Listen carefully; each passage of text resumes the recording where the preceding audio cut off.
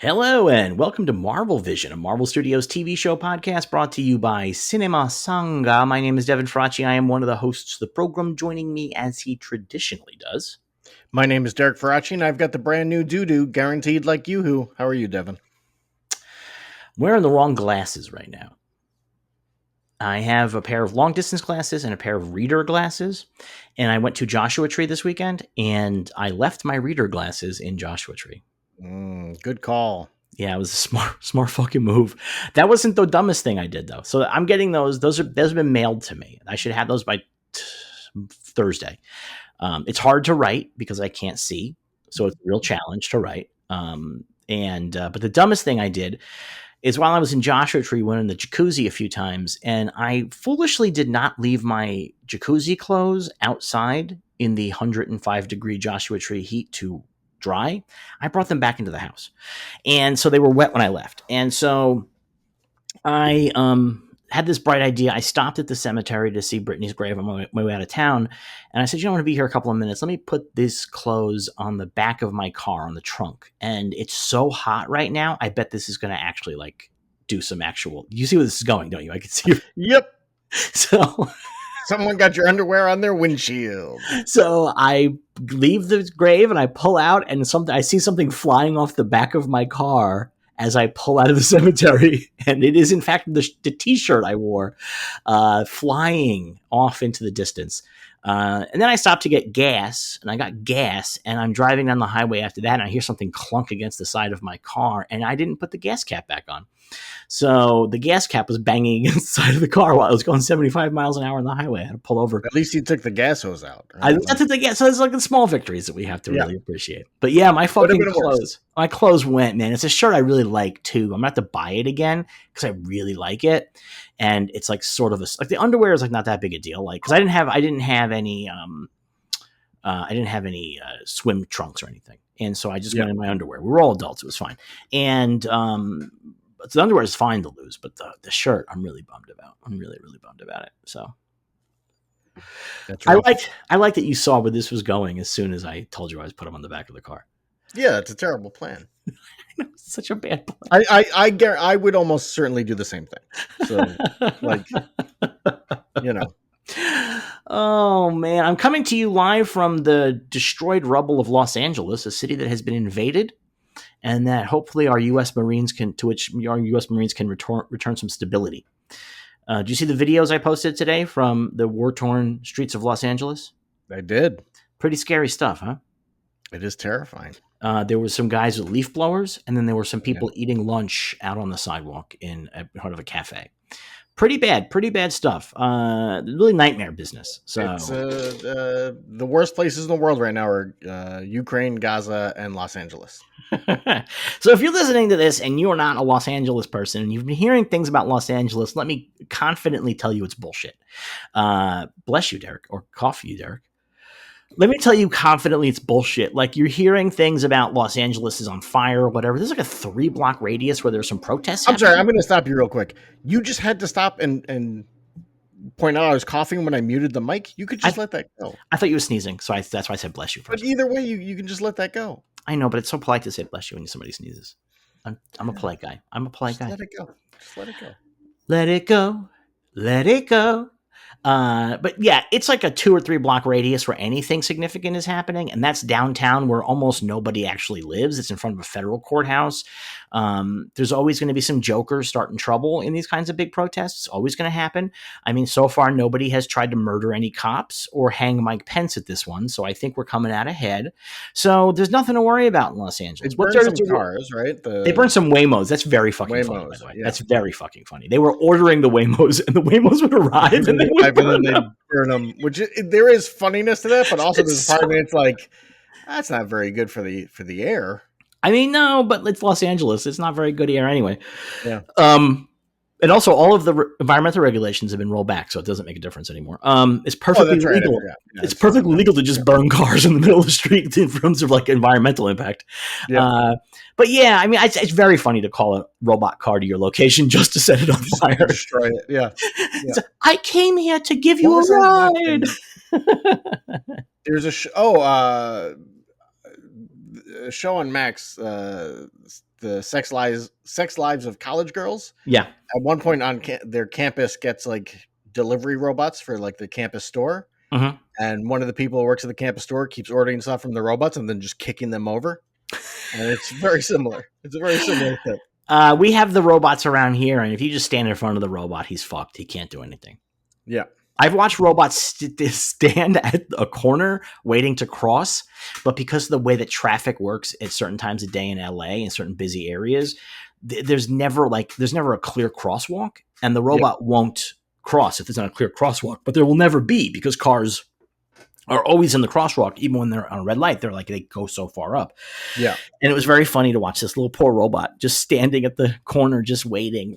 I went and did a thing. I came out. He's still over there waiting. Somebody's food is getting cold inside of his little body.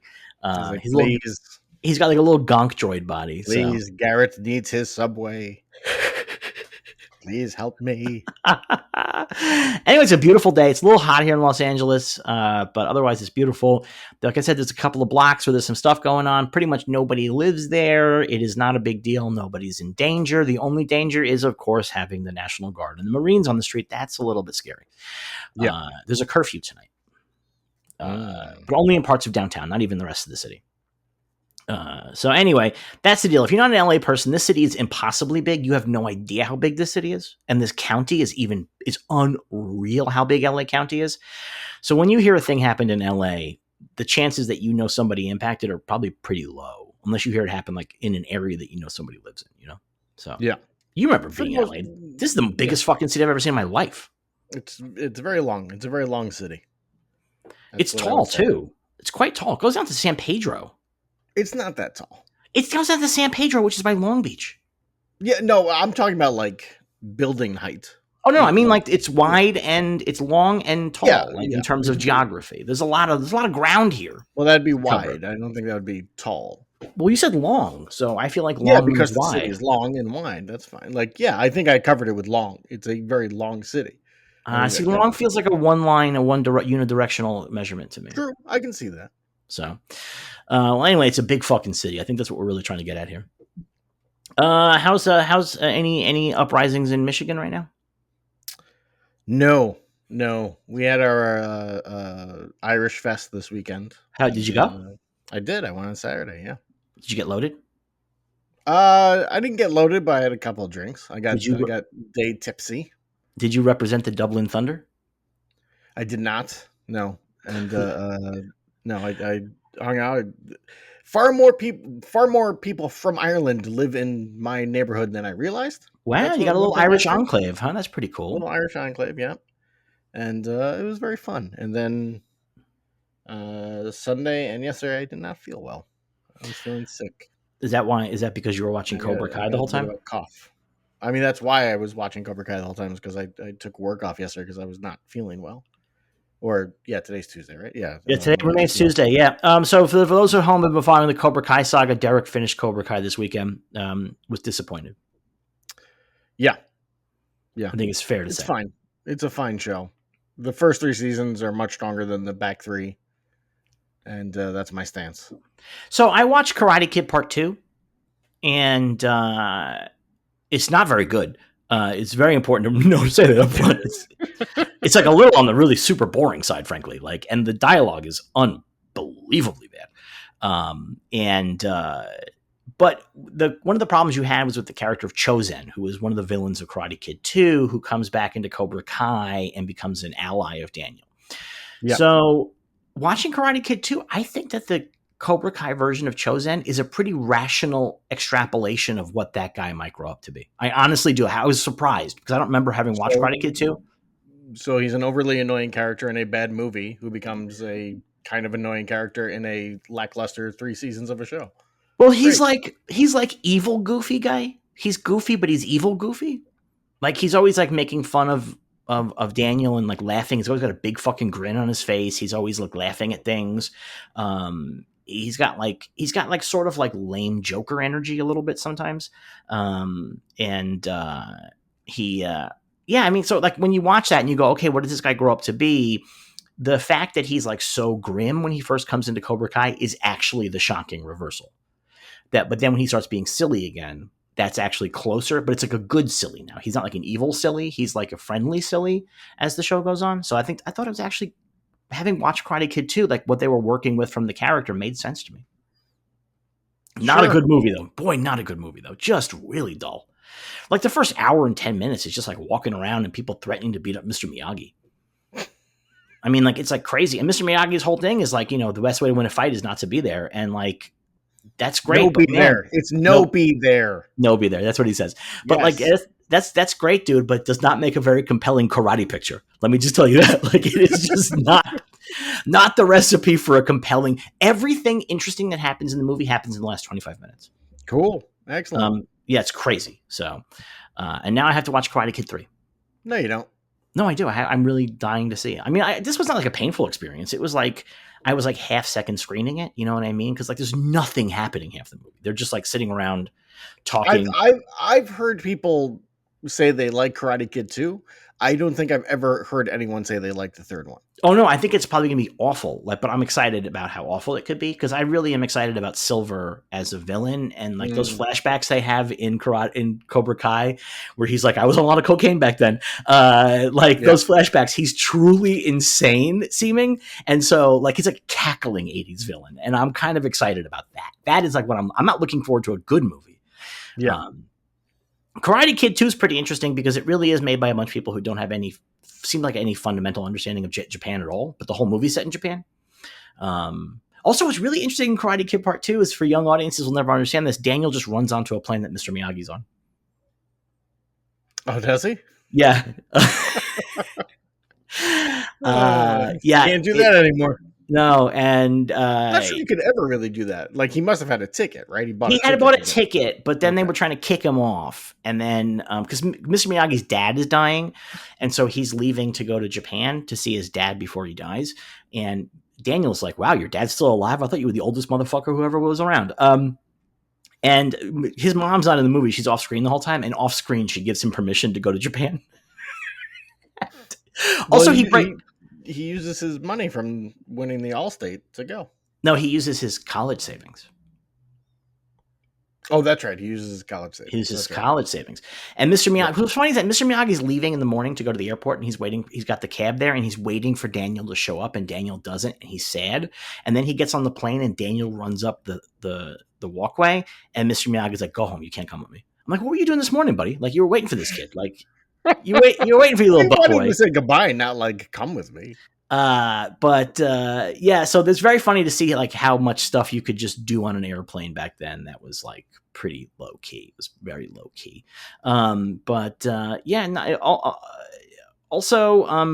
He breaks up with his girlfriend off screen too. Sure. She wrecks his car and then dates a quarterback at UCLA off screen. It's awful. Allie does that? Yes. Well, that they definitely retconned in the show then, didn't they?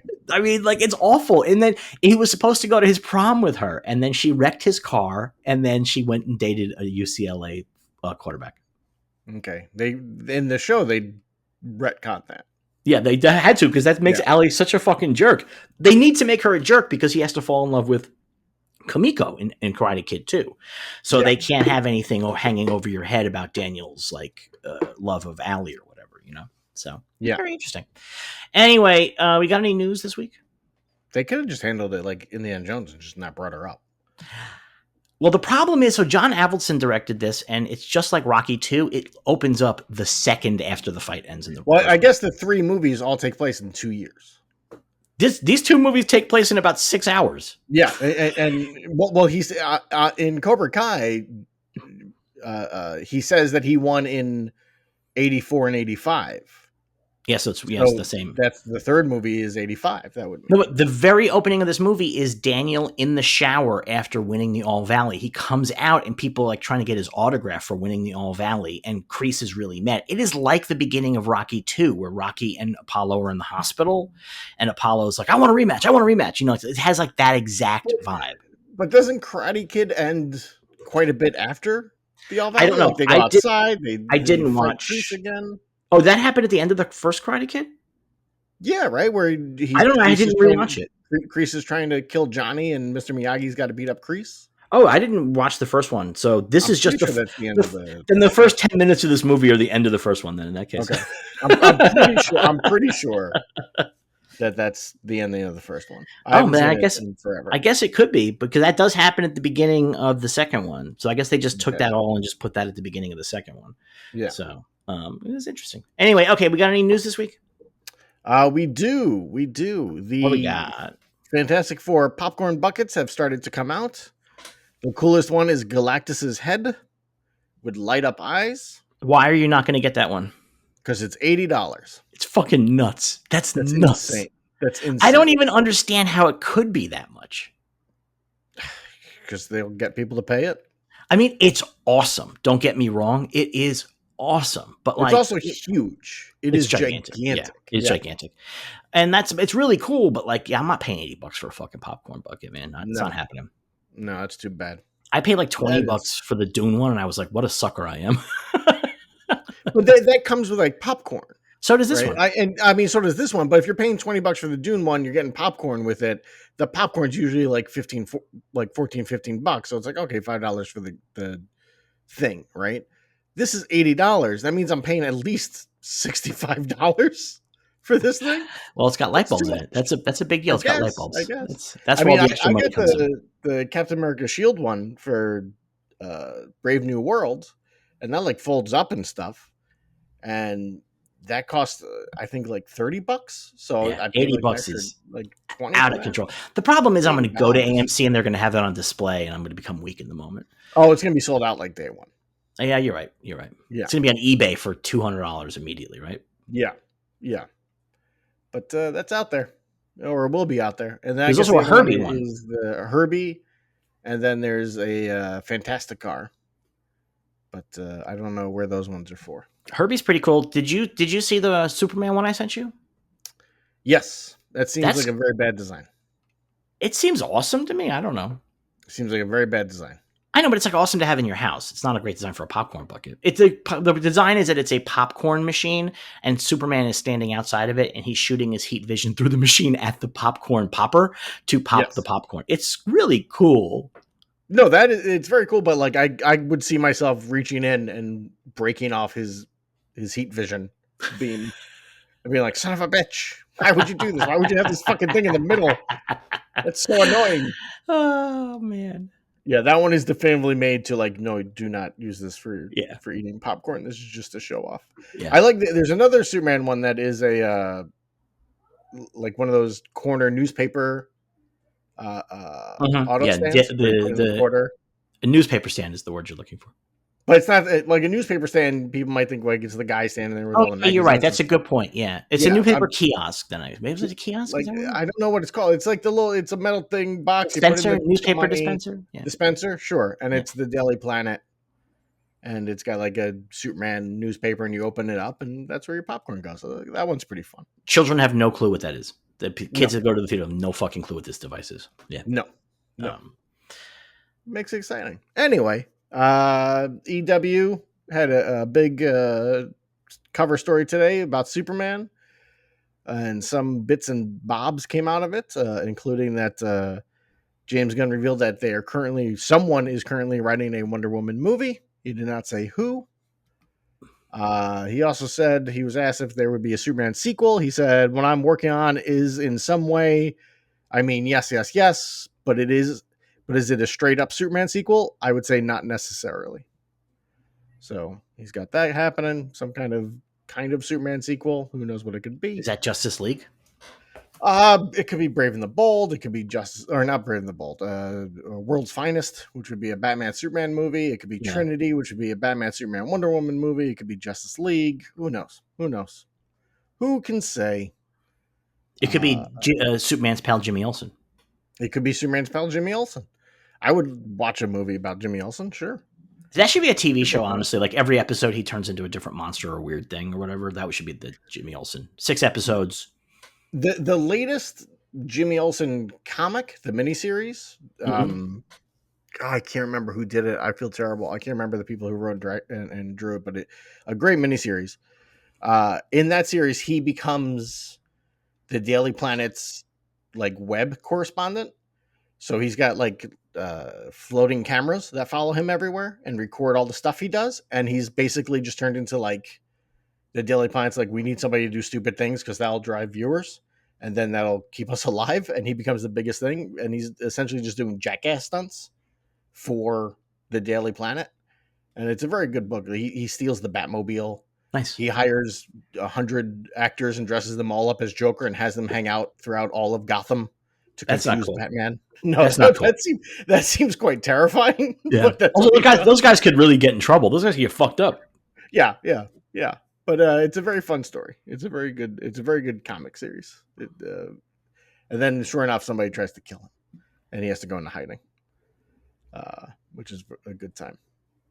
Anyway, Matt Shackman, speaking on Fantastic Four, asked if Dr. Doom will be in the movie. He said, "Doom is not part of my film, and therefore not part of my purview." So there you go. Well, the thing is that he might be telling the truth. It doesn't mean Doom's not in the movie. Yeah. He would not have directed the post-credit scene if Doom was in a post-credit scene. Yeah. So, or if Doom just shows up like throughout the movie, we'll know that he did not direct those scenes. And he's quite pissed about it. I would not be surprised if Doom is in the post-credit scene, but I would guess that it was directed by the Russos if that's the case. Yeah. Well, Kevin Feige also said he was asked about the ship that we see at the end of Thunderbolts. And Kevin Feige said, it sure looks like a Fantastic Four ship, but it may not be the same ship that the Fantastic Four use. Their ship is called the Excelsior. Yes. Which that's nice. I like that. Sure. Like, it not only is it a nice little nod, but also like it actually fits the setting. I think it's been called that in the comics for a while. Has it been? I didn't know. Okay. I think so. I think so. I'm not 100% sure. I wouldn't be surprised. It fits the setting. Yeah. So. All right. What else we got? Emily Hampshire has joined the cast of Vision as Edith. E-D-I-T-H. That's another AI. So this idea of the AIs becoming people feels pretty reasonable. Yep. Okay. AI is people. And Denzel Washington has officially joined Black Panther 3, according to Ryan Coogler, who I imagine would know best. So now, if the rumor that Denzel is Magneto is correct, this timing makes a lot of sense. Yeah. Yeah, because now they got him under contract. Like, if they need Magneto for Secret Wars or Doomsday, like a non-Ian McKellen one, if the new Magneto is going to be Denzel, then, and because they're not even close to Black Panther 3 as far as I know. Like, as far as I'm concerned, I don't think we're anywhere near it, like, actually. So, are you looking this up? No, I there was a line, I'm trying to find it, where I can't remember if it was Denzel or if it was Coogler who said something like, Denzel's been talking for a while. I was like, I'm getting ready to retire. I'm about done. And I believe in this interview where Coogler said that Denzel's in it, he was like, yeah, he's coming in for he just wants to do one of these before he retires. So I don't think he's playing Magneto from the sounds of that. I don't know. You never know. I mean, like, he may be up to do a couple of them. I mean, there's like a lot of guys retire and just keep working. Like, it's not that uncommon. Like, retirement of a job like an actor is a real fuzzy line. You know what I mean? Like, a lot of actors have retired and come back, or a lot of actors have largely retired and just done like a couple of little things to keep themselves from being bored. I mean, we'll see. But the timing is interesting because I just feel like it's very far off from Black Panther 3 happening. I feel like we're 2 years away from that movie even getting started. But maybe he wanted to make sure that they have Denzel for a specific character before he starts working on it. I don't know. I do not know. I don't know. But I still think this means Denzel's going to show up in one of these Avengers movies. Maybe. Coogler also said that part of it that he's excited about is getting to hear Denzel say Wakanda forever. So if he is Magneto, that would suggest that Magneto might be from Wakanda. We'll see. Yeah. Or he could say it like he could take over Wakanda. Yeah, that's not implausible. Repeat the same story of the last two Black Panther movies. That's, Wait until I tell you what the Karate Kid movies are about. I know. But nothing personal. Ryan Coogler, I think, is a little more inventive than just doing the same thing over and over again. I agree. Yeah. All right, what else we got? And then we have a new, I believe, final trailer for Ironheart, which Oh, I didn't watch it. I forgot to watch it. I was it out of shows town. magic stuff. Good. So it takes Finally. care of your problem. Yes, good. Finally. I think that's what makes this really interesting is they're going to do magic and tech. That makes it really different. And I Well, think that's really cool. they show the magic coursing through her suit. Oh, So that's really she's cool. combining magic and tech from the looks of it. That's an Iron Man story that's currently going on. I love that. I think that's great. That's such a cool idea. That's not the first time anybody's ever done that in a science fiction, fantasy, or comic book. But I think it's a fucking cool idea. And it makes her feel different at that point. Like now we're making her feel different. Like she's not just little Iron Man. She's got a whole different fucking set of things going on potentially. Yes. Yeah. I Very agree. neat. Very neat. It's a good trailer. I liked it. I will watch it. I'll watch it after this. Although there's a thing at the end. I feel like I'm supposed to know who this person is, and I don't. Yeah. So it's very confusing because like what happens? She creates her own AI system, mm-hmm. and the AI system appears as a person in front of her, and it's this woman, and she goes, "You weren't expecting it to be me, were you? But it is. I'm that bish."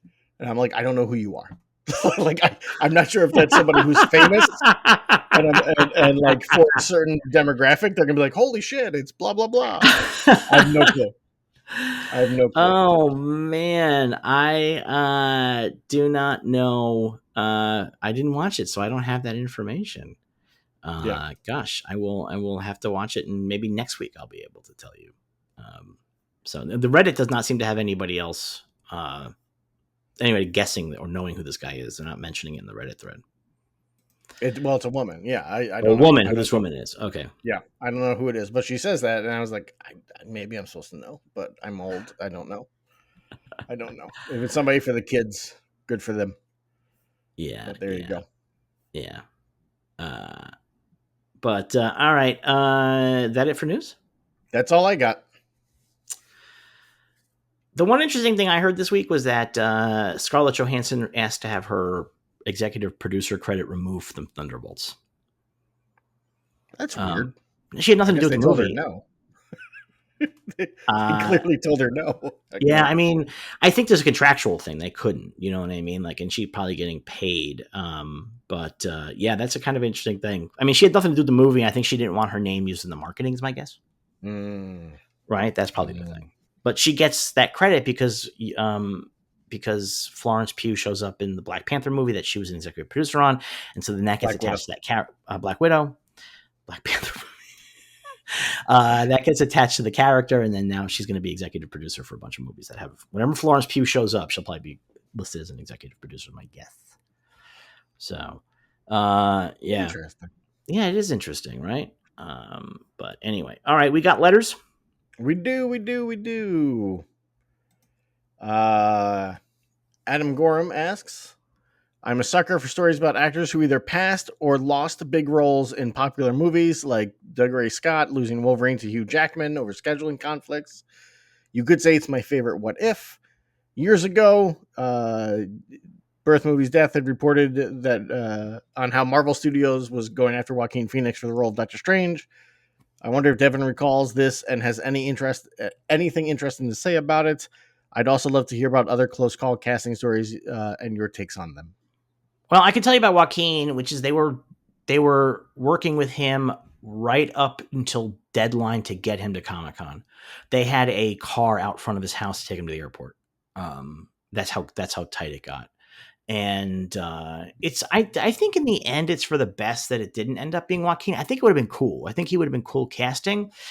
But Joaquin just dropped out of a picture that he was going to make at like the last minute. And it was an indie movie and they got fucked. And apparently this is a very common thing with Joaquin Phoenix. He loves to drop out of projects and sometimes has to be talked out of it or has to be forced not to, but otherwise does drop out of stuff and fucked people up. And so I do suspect he probably would have dropped out before Avengers. You know what I mean? Like, I think that it's likely that he probably would have just fucking fucked off. I imagine the problem was he was demanding that Doctor Strange smoke in every scene. And Marvel was like, this is not going to work. He's like, I'll do the hand movements, but I'll have like cigarettes in his hands as well. And they were like, no. That could be. But I always thought it was really interesting. They had the fucking car ready to go. Like they were that far along in the conversation. He just needed to sign on the dotted line and he would not do it. And I Yeah. don't love Benedict Cumberbatch, but he's reliable, so Yeah, he'll show up. he'll show up. I know that. That's at the end of the day. That's one of the more important things for these kinds of movies. Will the guy show up? That's pretty vital. Right? Isn't that what's saying with the success? 99% of success is being there, Yep. right? Something like that. So Yep. there you go. Benedict Cumberbatch, he'll be there. Yeah. Any other ones you can think of? I mean, there's a bunch from the old days. My favorite one is always Tom Selleck. Almost was Indiana Jones, but he couldn't do it because of Magnum, or because some other sheet show. And that's pretty interesting. I think Tom Selleck as Indiana Jones is a really interesting what if, because Tom Selleck is really good and really charismatic. And I do feel like his career looks different. And I wonder what Harrison Ford's career looks like. Like, I'm very curious. I'm very, very curious. Like, maybe, yeah, I don't know. I honestly don't know what the deal would have been. I mean, it's hard to imagine anybody else is Indy at this point. Like, it's just so clearly Harrison Ford.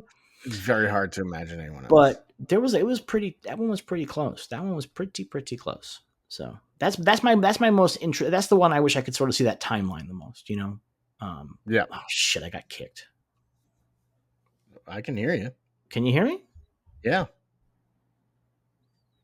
Okay, let's keep going. Actually, I'm going to stop this. I'm going to stop this and restart it just in case. Okay. Okay.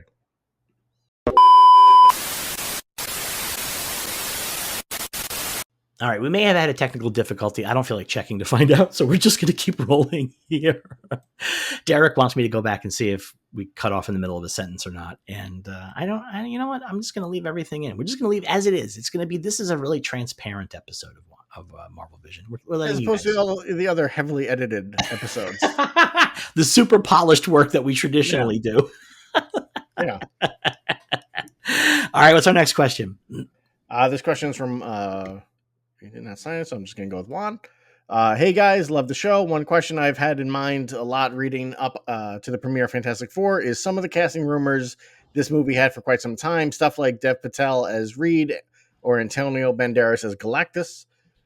When the crazy rumor that Mila Kunis was up for the role of the Thing went around, I seem to recall Devin saying that he hadn't heard that specifically, but that he knew that the movie was going in a crazy direction, so he wouldn't be surprised if it was true.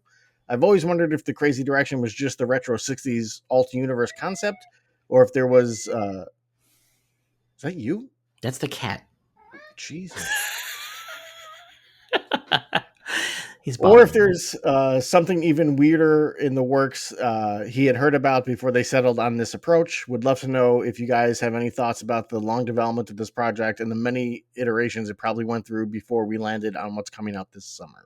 No, it's the alt universe thing. I heard this years ago, and I was very surprised because we had not really gotten into the multiverse shit in a significant way at that point when they were started developing this. Now that we've done the multiverse shit, it doesn't feel as wild anymore. But like at the time, it was like, wait, they're going to do an alternate universe, Fantastic Four. They're not going to have this connected to the Marvel universe. And so now we know how it's going to connect and everything. Now we understand it better. But at the time, that was the really wild swing. It was like, this was going to be set in the alternate 60s. There were no other superheroes, none of that shit. And so that was what I was. And so because of that, some of the things that I had heard was that they were playing with doing some drastic changes. And there was a female Thing, a woman who wore a Thing suit. And so the idea of Mila Kunis in that role actually made a terrific amount of sense. Sure. But that doesn't mean that that was ever actually going to happen or that there was ever actually any contact with her. That just might mean they were kicking around ideas. Yeah. And somebody was like, well, we can get another woman in this movie by making the Thing a woman. And, if we're going to have an established Fantastic Four, perhaps Ben Grimm is out there somewhere, but we have this woman. And so that was pretty much the deal. That's why I thought it was plausible. Not possible, not likely, but plausible. So, yeah. Yeah. Very nice. Oh, there you go. Yeah, I mean, like, we're pretty much like everything that we have found out about the movie now is stuff that I heard years ago. So they've been on that. Buddy, what are you doing? They've been on that. He's headbutting the closet door because he wants in the closet. So they've been on that thing. They've had that idea for a while. So they've been really working on it. This movie's been in development forever and ever and ever. Versions of this, I mean, like forever and ever and ever.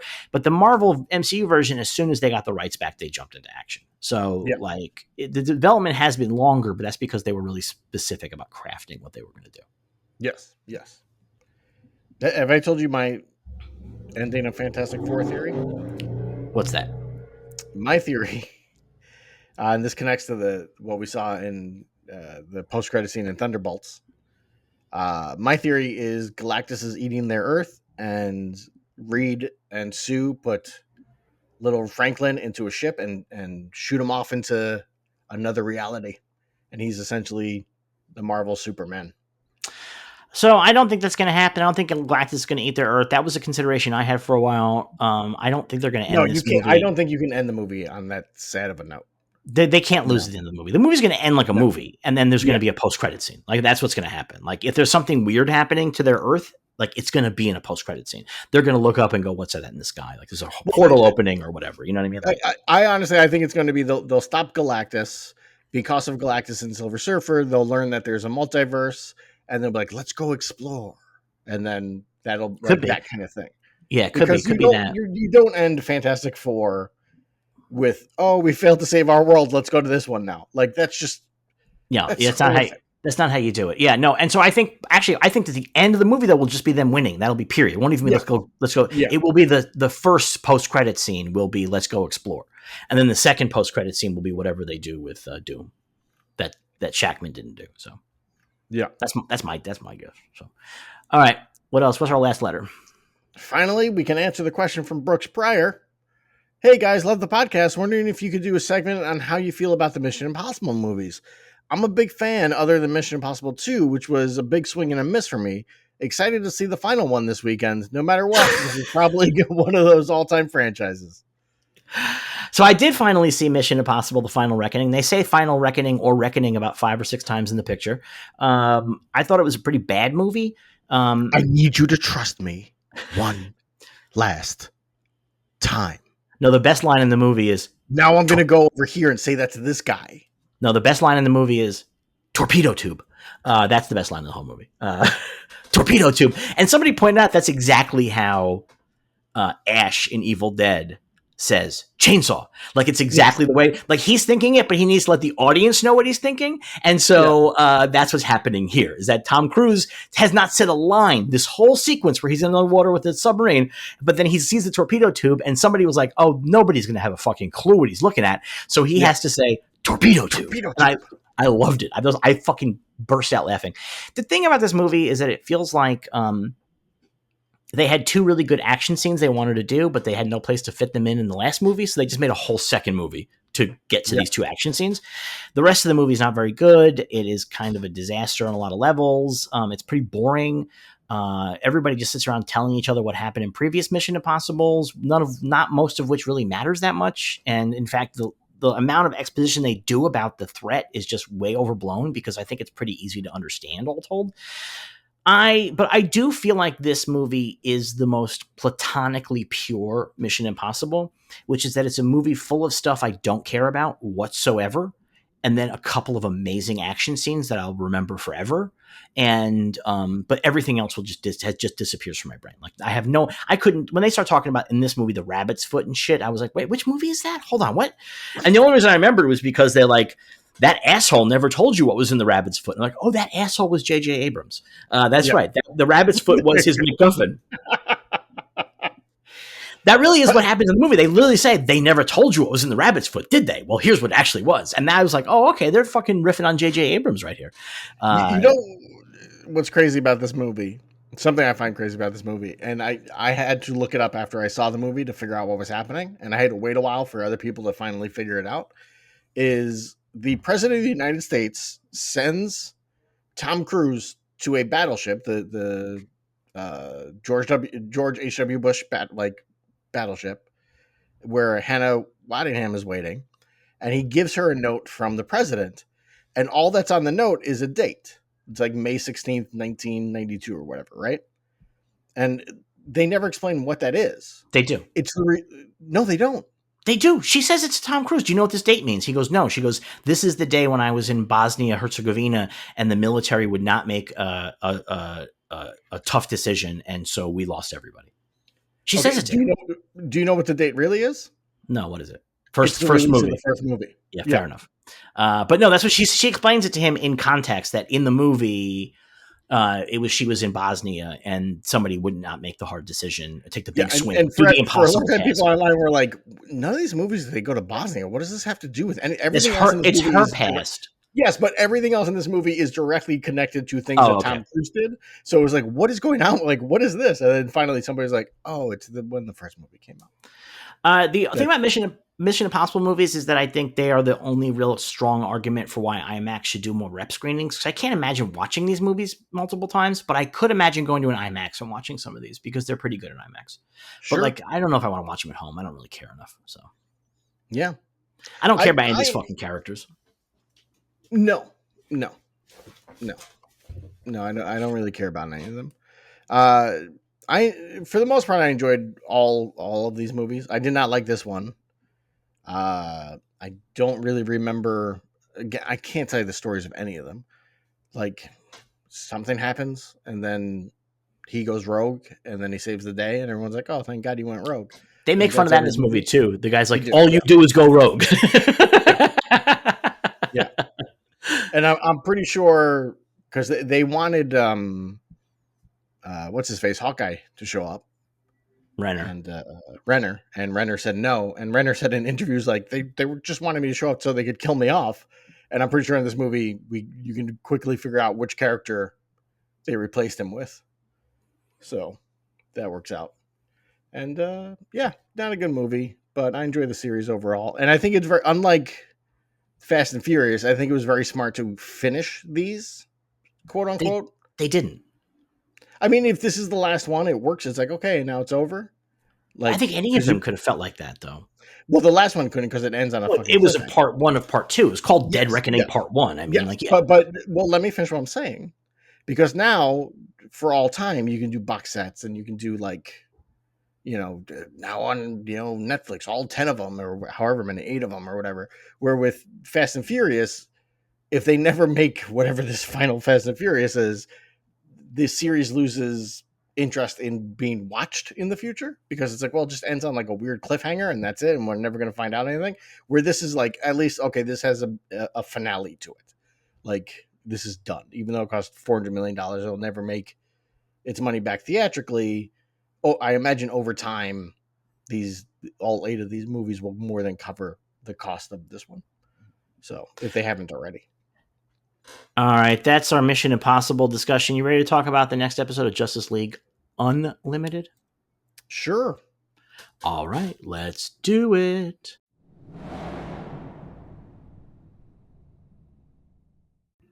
Justice League Unlimited, Season 2, Episode 11? 11? Panic in the... It is 11. Panic in the Sky.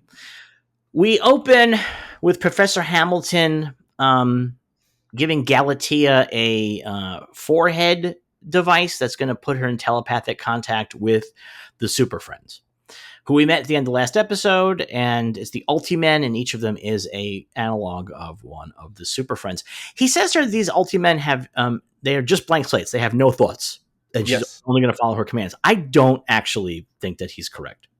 No, they keep doing stuff. Well, he has to be correct because the Justice League kills a whole bunch of them. Well, they cannot have kills. But they're so empty robots for the most part. They indicate autonomy. They can make decisions. They're not just thoughtless. They're not just like me holding a controller. Like they're making decisions. Yes. So they also get some exposition about who the fuck Galatea is. Finally, and they explain that she is a Supergirl clone. They don't explain who the Ultimen are. They don't bother with that. I mean, they've shown up before. I know, but like this is, I understand, but like he says unlike last time. Yeah, no, I get it, but like they still don't explain what the deal is. Like they don't you know what I mean? Like they says the Ultimen, we've seen them before, but like this kind of a cartoon, in this period, it's very rare to find stories where they're just skipping past explaining things to the audience. At least the show they put in like chronological order, where it's not like here's the end of season 1. What this was in reference to will come up in season 3 midway. So good luck. No, I know it's funny because it feels like Clone Wars really blazed the ground for telling stories that dare you to understand them. And Justice League Unlimited's like, okay, well, we can compete with this. Yeah, we could do this. What if Clone Wars, not to get too far off track, but what if Clone Wars, the entire series, the order of it is the order of one day they sat down with Lucas, or like a weekend they sat down with Lucas and he plotted out every episode, and every now and again one of them be like, hey, way back in this episode you said this, and he's like, oh, we'll do an episode here where we explain that with this. And they just did them in the order that he explained every episode. And that's how it worked out. So she's like, we get this exposition. She's getting this new telepathic thing put on. Waller shows up, and she's like, all right, let's fucking move that little ass of yours, which is wearing barely any clothes. Her trunks are so short. She's really, it's just riding up her crack. It is crazy. At least Power Girl has a cape, right? Like you're not just looking at cheek. Yeah. So anyway, Power Girl has a suit that doesn't have a cape, but that's a full body suit. That's a full body suit. Yeah. It's not like this. Outfit. This is really like. So she's gonna go follow Waller, but then she turns around and she says goodbye to Hamilton and calls him Daddy, which is a little kinky for a kid show, I think. And she gives him a hug. Well, the way she says it, I think, is more that she sees him as a father figure, and she is pretty sure she's not going to return from this mission. I'm gonna go with the kinky take on it. All right. That Dr. Hamilton's been doing it with Galatea. Upstairs in the Watchtower, everybody's working to put power back on. And including the great Pat Dugan. The first few scenes he's in, I'm like, who is this guy? Dude wearing like a mechanic's outfit. And he's like, hey, we got to fix these things. I love it. I love it. Who the fuck is this guy? I was like, what the fuck? Am I supposed to have any clue who this guy is? And so you know the story of Pat Dugan in the comics? He's Stripesy. Yeah, I know. But like his full thing? Tell us. What made him so different was Stars and Stripes in the Golden Age. Stripesy I think Stripesy's the robot. Well, no, but in the Golden Age, it was just two dudes. I can't remember. I think, God, I'm going to get them mixed up on which was which. I believe Stripesy was a kid, and he was the superpowered hero, and Stars was his adult sidekick, right?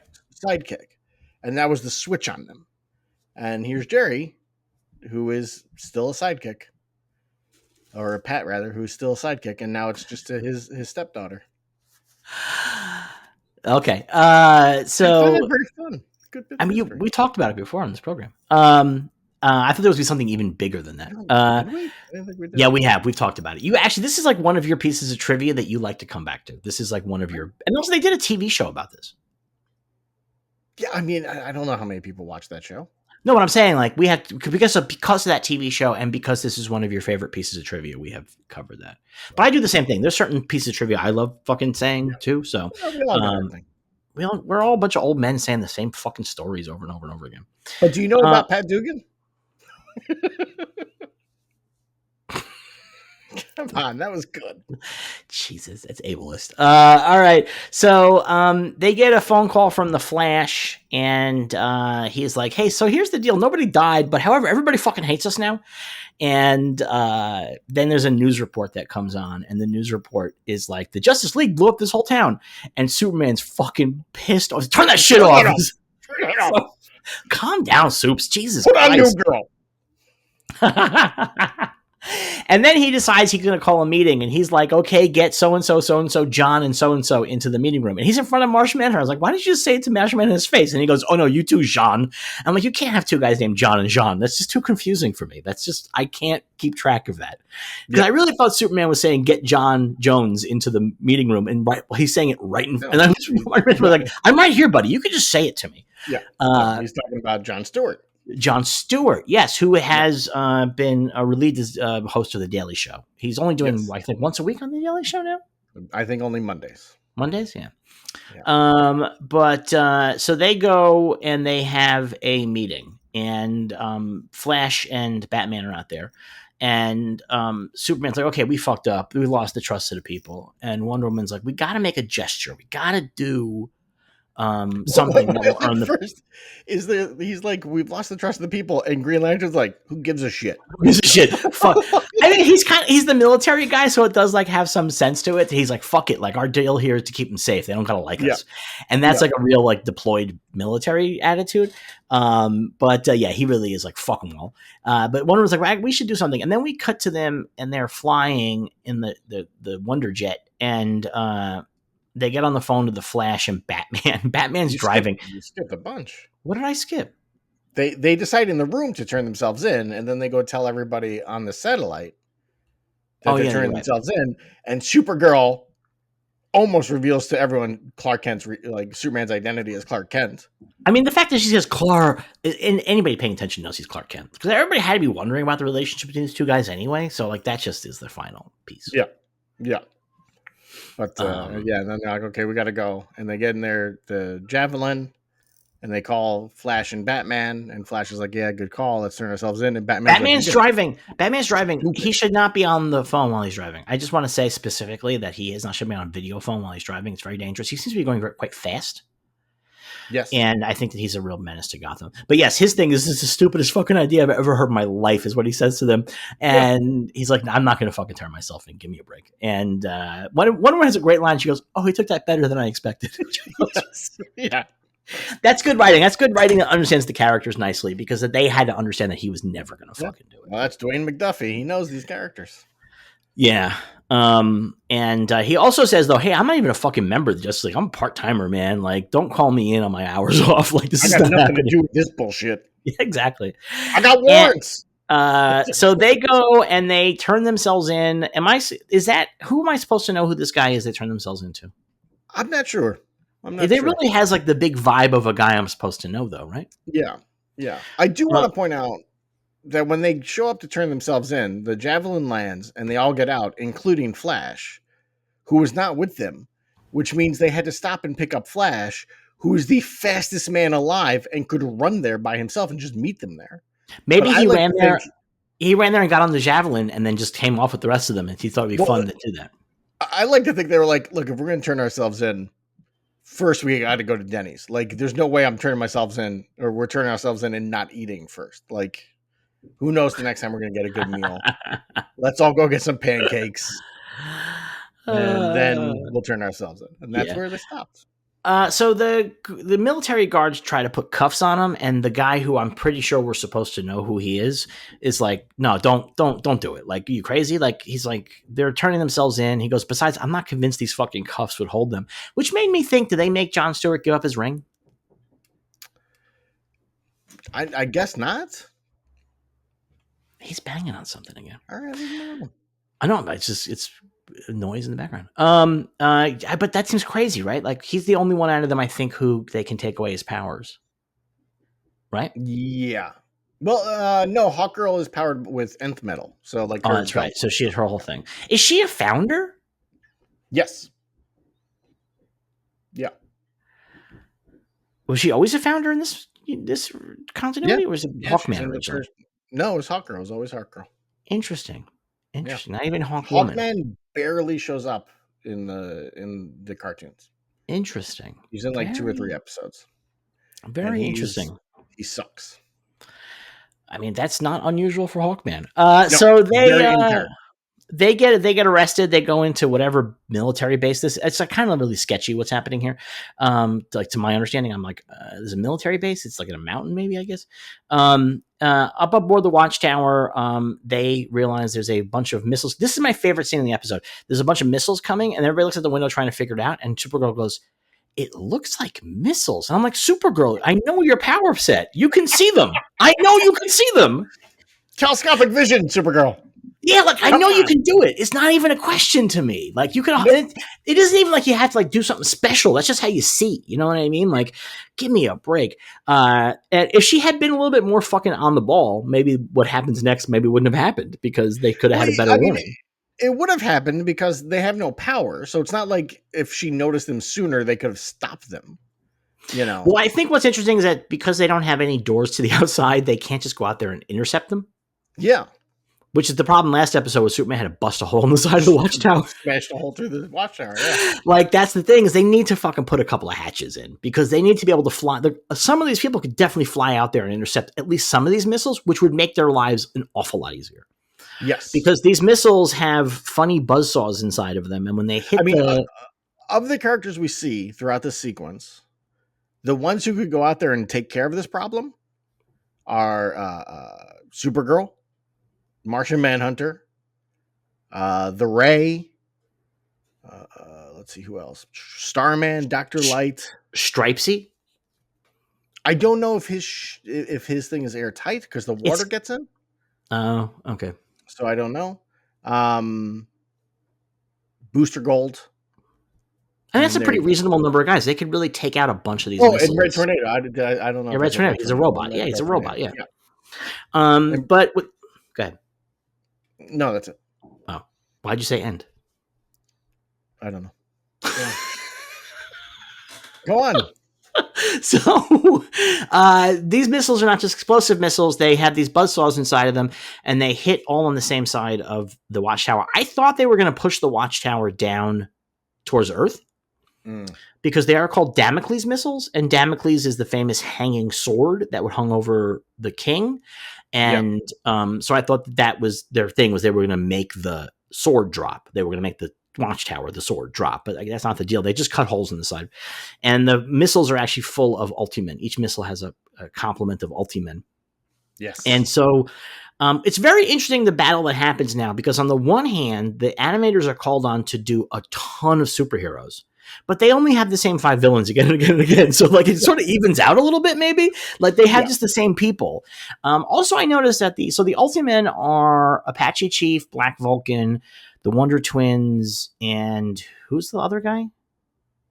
The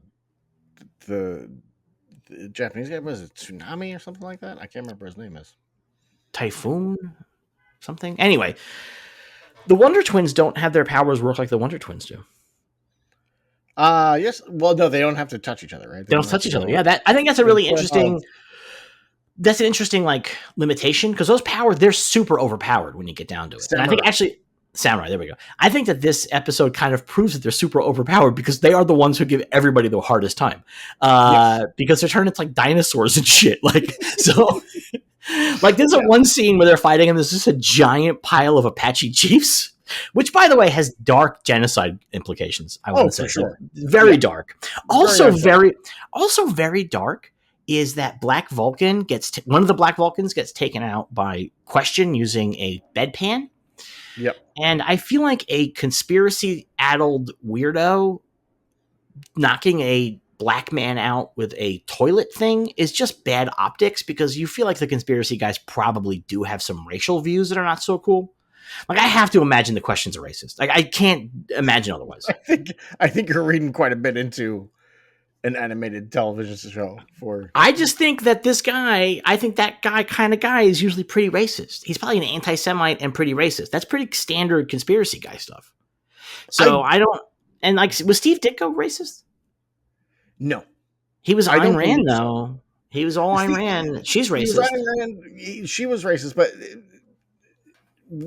reading what I've read of Ditko's writing and whatnot, he was not racist. He believed in libertarianism as like the pure belief of libertarianism, where it's like people should just be able to do what they want to do as long as they're not hurting anyone. And he was not really into, caring about race or sexuality or things like that, from the things I've read of his writings.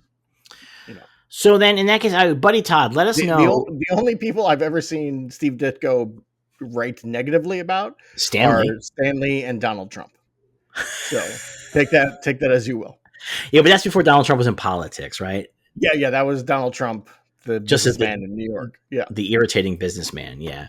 But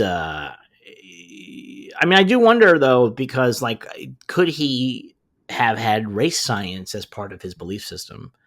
But I don't know. Maybe Buddy Todd can tell us if Steve Ditko had race science. But I just generally believe that there's nothing like that in Blue Beetle. There's nothing like that in Spider-Man. There's nothing like that in Doctor Strange. It's tough. I'm gonna have to go back to Blue Beetle, to the old Blue Beetle, because that's an era where it was pretty common to have like yellow peril and shit like that. So like it's hard to say right off the top of my head, was there racism in that? That feels, he's an archaeologist, right? In the old Blue Beetle, that feels like a real opportunity. That's not to the one racism. that Ditko created. Ditko created. Oh, the Silver Age one he did. Yeah. Ted Cord. Okay, I thought he created the first one too. Who created the first one? Was it Kirby? No, I don't. Oh, Buddy Todd's screaming at his MP3 player right now. He's got I his was iPod Shuffle in his hand, screaming. Blue Beetle is an extremely confusing character because when there's the Golden Age version, Dan Garrett. Mm-hmm. Who created him? Why is showing me JB Reyes? It's good radio. Dan Garrett. I'll keep created by Charles Wachkowski. There you go. Okay. So who knows who that guy is? He created Dan Garrett, and then when they brought him back in the Silver Age with Ted Cord, and he was like Ted Cord's teacher, but they used the wrong name. They changed his name in some way. I can't. It's not listed here. Oh, they changed it to Dan. No, he was Dan. I think they changed changed it to Garrett. I can't remember. Whatever. It's oh not my important. God! But either way, Ditko created Ted Cord. I like when you do your snoozing to me when I'm saying something, and then you have this jumbled history of the Blue Beetle. Okay, that's what it. No, that's what it is. When they brought in Ted Cord, Dan Garrett's name changed. They added an extra T to his last name. Oh, big change. That feels like just a typo. But anyway, I do think that the question is probably racist. This is my truth that I'm speaking right now. That the question talks about the Jews who run the world. But he might be the kind of race scientist who believes in Dr. Yakub, who is the African scientist who created white people as devils. So he might have that kind of race science going on. Who knows? I mean, he believes Inglets have a sinister purpose. So we have this giant fight. It's actually a pretty cool fight. I like the fight quite a bit. Are there any highlights of this fight that you enjoyed most? I like that in like one shot, Bwana Beast runs by in the background. And that just made me laugh. I was like they don't give him anything to do. Like they had to like add him to this episode. But he just runs by. It was very shocking to me. There's like a lot of little cameos. There's a ton of people show up. I've got them all listed here. There's quite a few. Yeah, go ahead, do it. Go ahead. Well, we got to start with obviously Steel. Right, Steel's hanging out, and what's up with his mask? There. With that line, I think it's supposed to be. What? No, not the line. It's the fact that his mouth moves and stuff. That's how he's supposed to be. His mouth moves. What's the deal? Like, what's the story? Does he have nanoparticles mask, or is it just he's painted his face? What's the story? No, it's just comics. It's just comics, okay. Yeah. Okay. But all right, so you got Steel, you got Supergirl, you got Dan Garrett or Pat Dugan. He's on my mind. Stargirl. They're all hanging out.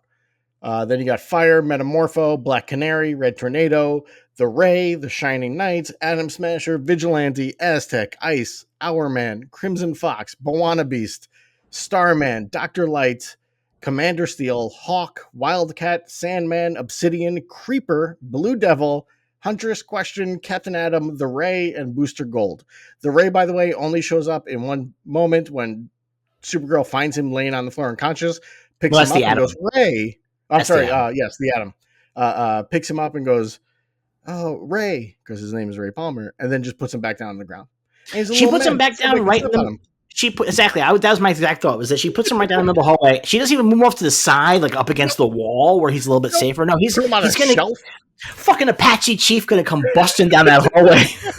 Atom Smasher's gonna do it. Oh, Jesus Christ! It's Supergirl stupid as shit. It turns out. That's what you get for taking my grandfather's name. I also was thinking about the fact that you maybe shouldn't have a team where one guy's superhero name is Ray and the other guy's real name is Ray.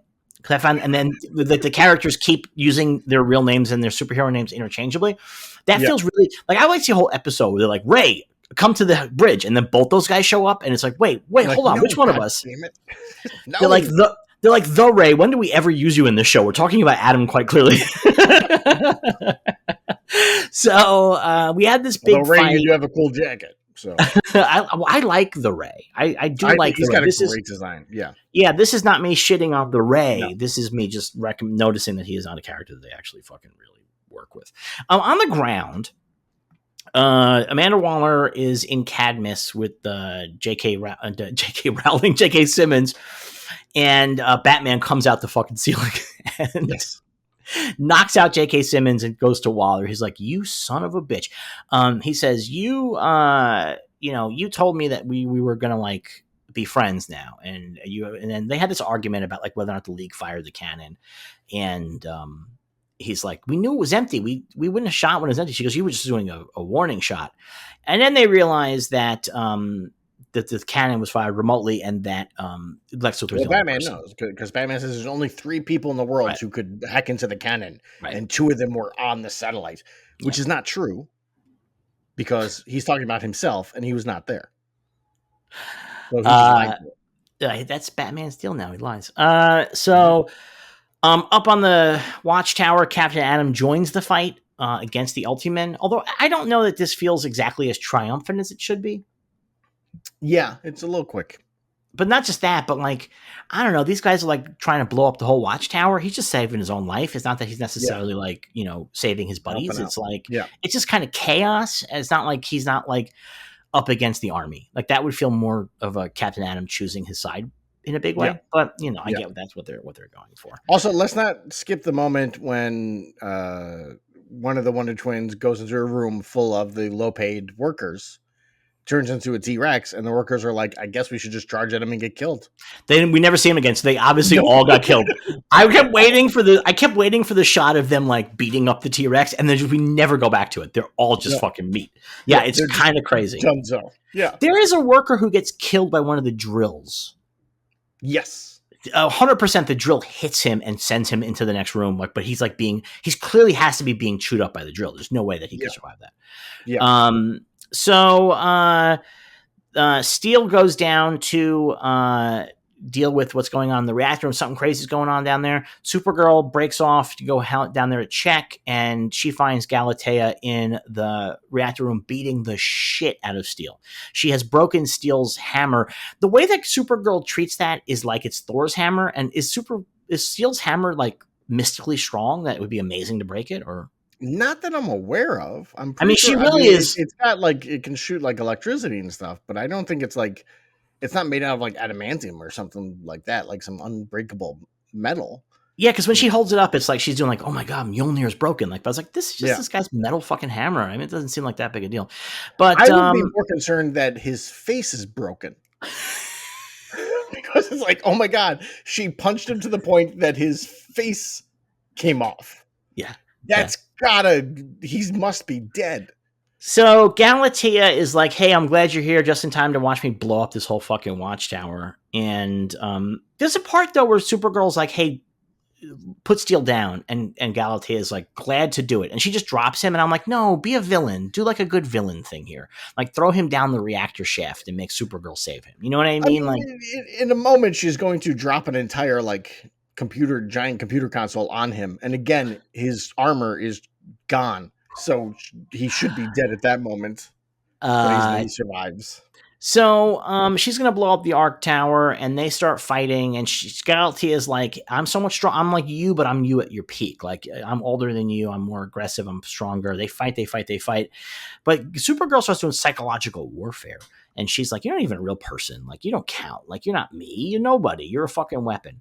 Downstairs on Cadmus, Waller is taking a look at some information about Luthor and realizes that Batman's right. She finally looks at the invoices. Yeah, that's exactly what happened. She goes, he's been stealing stuff from us for years now.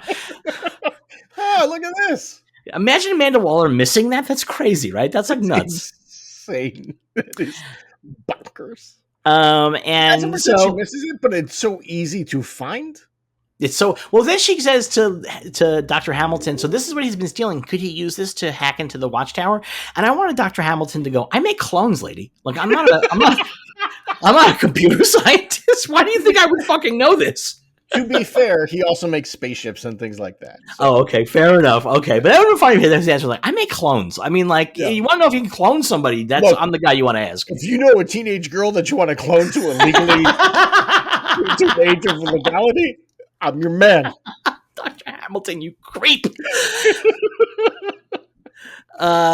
So Waller calls up Galatea and says, hey, call this off. We're not doing this anymore. But Galatea is so fucking mad because Supergirl's really tripped her over the rage line. And I love that Waller literally just calls her on her cell phone. Yes. Like Waller's holding a cell phone. Like it's not like a computer console thing or no, it's just I'm just gonna call her earpiece with my phone here with my Nokia. It's wild. So while this is happening, the fight with Supergirl is happening. There's a countdown for the restart for the reactor, and they have to basically keep her busy long enough to get the reactor restarted. And so she's like kind of really beating the shit out of Supergirl. She's burning her with heat vision. Steel gets involved, saves Supergirl, but then he gets fucked up. And then as the restart happens, Galatea charges at Supergirl. Supergirl rips out the wires from the reactor and hits her in the stomach with them. Yeah, and electrocutes her, I guess. Yes. Doesn't seem like it would work, but I guess that's the case. No, electricity can hurt Kryptonians. Since when? Since always. Really? I thought it was just magic. No, electric charge can do it. Electricity is like magic. A big electric charge. You know, like Live Wire is one of Superman's primary villains, and she's out there electrocuting him. But it's got to be quite a charge. Like this is like, oh, this powers the satellite, and she rams her with it and then hits her into the connector, so it's a full charge going through her. Yeah, I guess it's funny because I always assume when Shazam beat Superman with his lightning in Kingdom Come, it's because it was magic lightning. That was always my assumption, not because it was lightning. Yeah, no, well, yes, yeah. With Shazam, it's a magic thing. Then Shazam can beat up Superman because of a magic thing. But like electricity can mess up Superman. It's not going to kill him, but it can mess him up. It hurts. It hurts. Look at Dark Knight Returns. He gets struck by lightning and he goes down. So that is after he gets hit by a nuclear bomb as well. But yeah, a lot of stuff happening to him there. The power comes back on. Everybody's really happy up on the bridge. They've defeated all of the Ultimen, and then the power goes off again. And Supergirl's like, Stripesy calls down and is like, hey, did you blow a fuse down there? And she's like, yeah, kind of. And Galatea falls out of the reactor, and she is fucked up, fucking twitching, and her hair is all singed off. Yeah, really. I just don't believe that could happen to a Kryptonian from electricity. I just don't buy it. I'm sorry, I gotta say it. I don't buy it. I mean, in the cartoons, Kryptonians are weaker than they are in the comics as well. Okay. As we've discussed before, that they needed to make Superman relatively weak so that the rest of the team had something to do from time to time, and so that's part of it. We go down to Luthor's lab, and I got actually irritated by this. Oh yeah, yeah, because he has an Amazo on the slab in his lab, but the Amazo has his lips, and I thought it was very fucking funny. I know, but it's his lips in particular that the Amazo really has. But I was kind of irritated because we had a whole episode about stealing a fucking giant destructive robot out of the Watchtower, and that's not, as far as I can tell, come back in any kind of way. No, we skipped the episode where that came back. Oh, he did come back. Oh, okay, then I'm not so annoyed. I was like, why did we do this? It's an episode with Felix Faust, where Felix Faust takes it over after it got stolen. And then Hawkgirl and Wonder Woman have to go defeat it. Okay, so because I was like, this clearly should have been that robot, like, to me, because I didn't realize we had skipped that episode. Anyway, he's got an Amazo android, and he's going to put his brain into the android. And then Batman shows up, and Batman did not realize that Lex Luthor's already got superpowers. And so Lex Luthor beats up Batman. Which, to be clear, that means when Batman spoke to Question, after Question tried to kill Lex, and Question was like, he's got superpowers, Batman was like, this crazy bastard, he's just weak as fuck. That's the answer to that. Batman was like, nah, you're just a big weakling. Okay, that actually is a good point. That is a good Yeah. point. Boy, Batman just not taking the question at face value here, or at Nope. faceless value, I should Faceless. say. Yeah. But he doesn't just beat up Faceless. Batman. He throws him out the fucking window, and then Yeah. Batman can't even get his grappling gun to work I properly. love that they shoots the grappling hook, but Luther's entire building is just sleek. There's nothing Yeah, for it to grab onto. I love that. I love that. and he's fallen That's to a his great bit. death, and then a hand grabs him, and then we end up with Waller coming into the room, and she has this big gun, this wacky gun that she just melts the Amazo. She says that Luthor made it, so it must have been in it before, right? The nano disintegrator or whatever it is. Are we looking things up again? Yeah, I'm trying to find out something. Oh, boy. Yeah, I don't recognize the gun, but who knows? I mean, there's so much stuff. So Lex is really fucking mad, and he calls her "you stupid cow," which was a pretty good cursing for a cartoon, I feel like. And he's like, actually, it's really funny. He's Superman. He goes, it's gonna take me weeks to do this again. I'm like, weeks, not a big deal, bro. Like, that's fine. Like, you'll figure it out. Like, that's one of the things I like about it is that he's just annoyed. He's like, you didn't stop me. You just, now I got to do this again. And it's going to take a couple of maybe 6 or 7 days. Like, great. Thanks a lot. Really all of a sudden, the Justice League is there, the original 7, and Superman's like, first he hits Waller and she goes down, and he's like, you didn't really think you could stop me yourself, did you? And she says, of course I did, but on the off chance I couldn't, I brought some friends. And that's when he turns around. Justice League is there. I like that she's like, no, I could totally stop you on my own. Waller. So Superman's like, it's all over, Luthor, and Luthor's like, what if I became a body horror right now? Like, what if I became what would a you hero? do? Yes. And yeah, he just starts freaking out, and like shit comes out of his back, and then we realize that Luthor is Brainiac. Yes. Or Brainiac is Luthor. Yes. And that is the end of the episode where we see that Brainiac is inside of Luthor. We watch all of this stuff rip out of Luthor in a very painful looking thing. Luthor, it looks very bad, looks very hurtful, very anime. And then it ends with Superman very calmly just going, Brainiac. And then that's it. And it's like, man, you can't put a little sauce on that Brainiac? Like a little shock, a little surprise? No, she's like, hey, it's Brainiac. It seems very lackluster of a closing line for the episode. What'd you think of this one? I love this one. I love this episode. I love this whole arc, as I've said before. But this episode, I love the fight on the Watchtower. I remember watching this, and when Luthor just suddenly rips open to reveal Brainiac is inside of him, being blown away, being like, "Oh my god, what is going on? Like, this is crazy. This is wild." I liked it a lot too. I thought it was pretty good. Flash has my favorite line in the episode, which is when they're being arrested and somebody says, "Where's Batman?" And he says, "He got delayed. The Batmobile lost a wheel, and the Joker got away." And nobody thinks it's funny. I like that very much. I was very into that. I like the idea that little jingle exists in the universe, like in canon. This is, as far as I know, this is the second time that jingle has been used in the Bruce Timm universe. No kidding, really? The Joker sings it once as well. Wow. So yeah. But yeah, I really enjoyed it. I thought it was pretty fun. I kind of do wish, a little bit that like I cared about the villains, the Ultimen. Sure. Do you know what I mean? Like, I wish that I had some feeling about that, and that they just really feel like just like a little bit of like a time waster. I do like when Red Tornado's fighting Samurai, and they're doing the energy beams bouncing off of each other, but it's wind, and they keep cutting to Red Tornado's face, and because Red Tornado's a robot who has no facial expression, he kind of looks like he's like, but he like has like a surprise face, kind of. He's a very nervous face. Yeah, it's like, very funny. Kenny on Righteous Gemstones always has that face, where he's like, it's very funny, and I bust out laughing. But I really liked it, and I was very surprised by that finale with Brainiac. I was very surprised. That's wild. I love it. I love it. I guess we're going to find out how Brainiac got into Luthor next episode, I guess. We will. A lot of things come together in the next 2 episodes. The last 2 episodes. supposedly, but they're not. There's a whole other season. They're not. There's a whole other season. But yeah.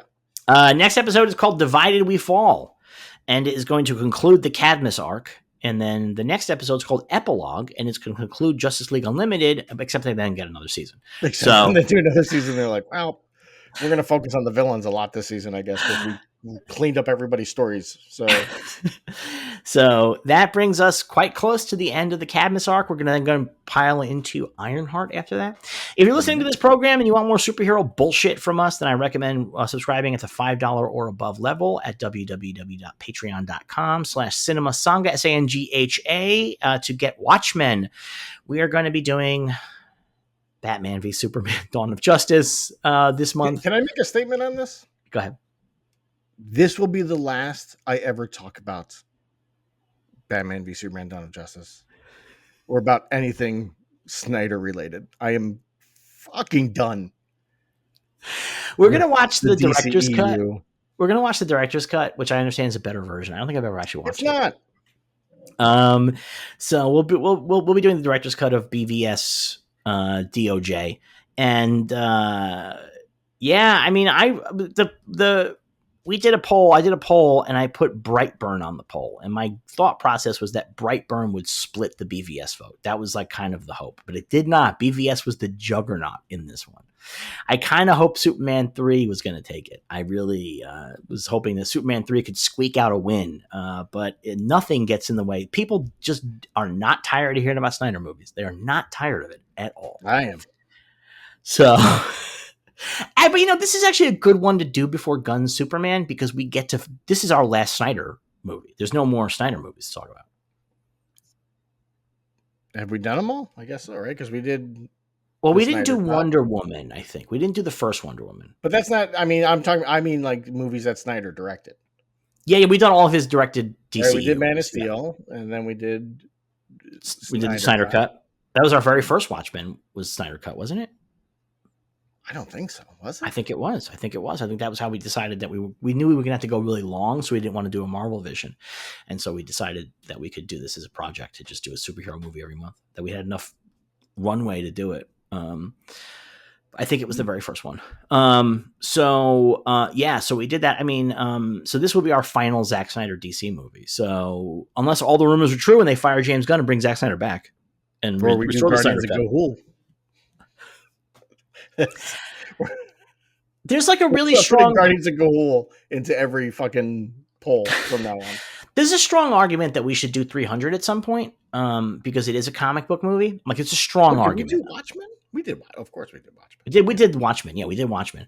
There's a strong argument that we could do 300 because it technically fits within the purview of this. I think it's on the different ones I came up with. Yeah, I think it is. And I love that movie, so I wouldn't even mind watching it at some point. Like, I'm not against. But yeah, this will end us with Snyder's superhero movies. This is the end, and that means that we're cleaning our plate off so that we're ready for the James Gunn era. So I think that's actually pretty meaningful. I think there's like a real meaning to this.